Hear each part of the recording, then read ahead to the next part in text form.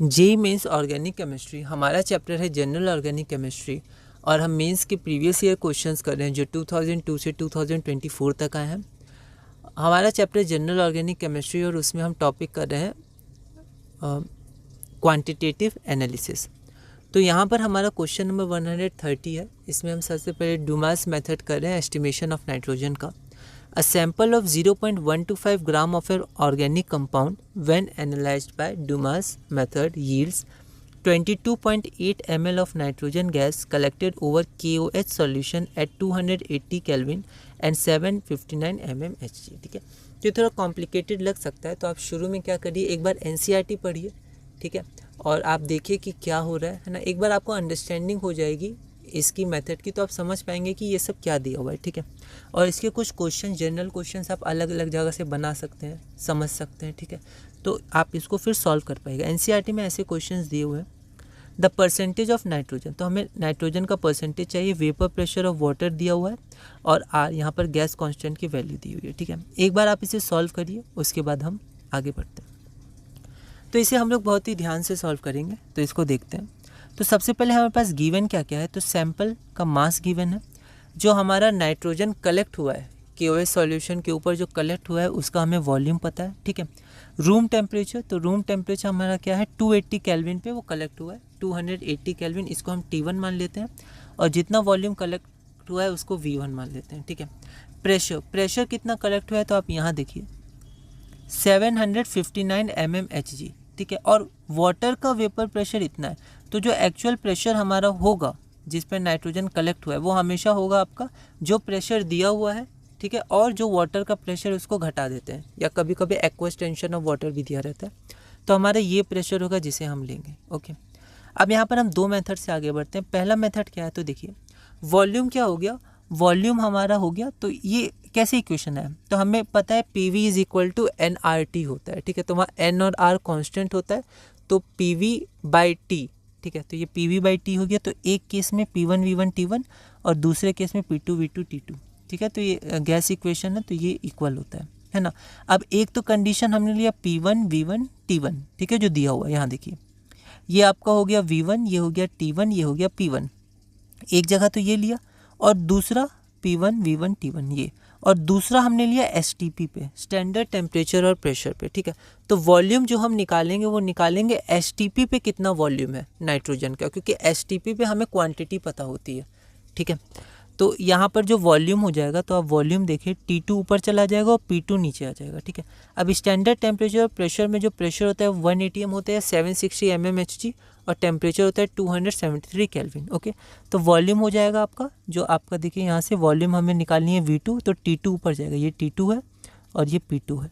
फिर P1 V1 T1 हमें पता है, तो जब आप इसको सॉल्व करिएगा तो आपका V निकल जाएगा 21.78 ml नाइट्रोजन, सॉरी हाँ, नाइट्रोजन का वॉल्यूम है STP पे, ठीक है, 21.78 ml नाइट्रोजन है STP पे। उसके बाद हम लोग क्या करेंगे, उसके बाद परसेंटेज का डायरेक्ट फार्मूला क्या होता है, 28 into V into 100 divided by 22/400 into M, ठीक है। अब ये कैसे आया, तो ये आपका आया कि 22 इंटू 400 मतलब 22,400 ml एक मोल ऑफ गैस, मतलब 22,400 ml है ना, 22.4 लीटर होता है, 1 मोल ऑफ गैस ऑक्यूपाई करता है जो वॉल्यूम, तो 22.4 लीटर आपका हो गया 22,400 ml, और एक मोल आपका हो गया 28 ग्राम नाइट्रोजन N2 का, ठीक है।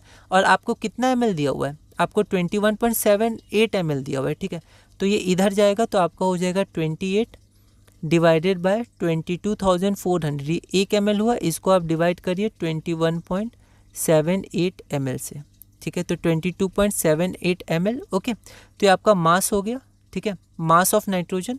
और टोटल मास कितना है, तो 0.125 टोटल मास है, इंटू 100 कर दीजिए, यही किया। तो आप ऐसे भी करके आगे बढ़ सकते हैं, है ना। तो यहाँ देखिए, यहाँ मैंने डायरेक्ट लिखा है, आप ऐसे भी कर सकते हैं, ठीक है। तो यहाँ पर आपका परसेंटेज ऑफ नाइट्रोजन आ जाएगा 21.78%, जो आपका अप्रॉक्सीमेटली 22% है। तो थोड़ा सिंप्लीफिकेशन है, इसको आप ध्यान रखिएगा। तो आपका आंसर कितना हो जाएगा 22। तो ये NCERT में मेथड दिया हुआ है ना। अब एक और मेथड है इसका, इसको हम लोग देखते हैं। तो यहाँ पर वहाँ पर हमने P1 V1 by T1 equal to P2 V2 by T2 किया था, 2 केस लिया था, एक केस लिया था जो केस गिवन है और एक केस लिया था STP पर, स्टैंडर्ड टेम्परेचर और प्रेशर पर।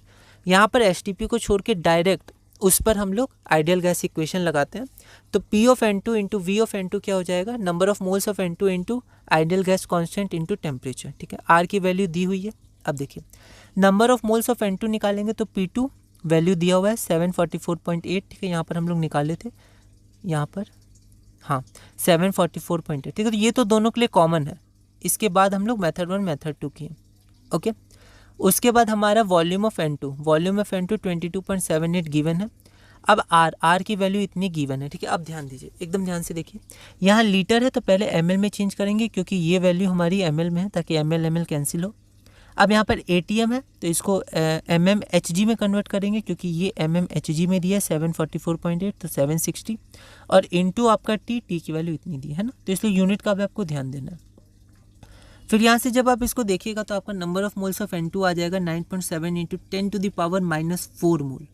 ओके, अब number of moles of N2 और हमें परसेंटेज चाहिए, मास परसेंटेज। ठीक है, तो आपको सबसे पहले मास निकालना होगा। तो नंबर ऑफ मोल्स होता है given mass by molar mass, तो आपका इतना आ जाएगा। ठीक है, और मास ऑफ N2 आपका इतना आ गया 0.027 ग्राम। ठीक है, डिवाइड करने पर ये मास आपका कितना होता है 28 ग्राम।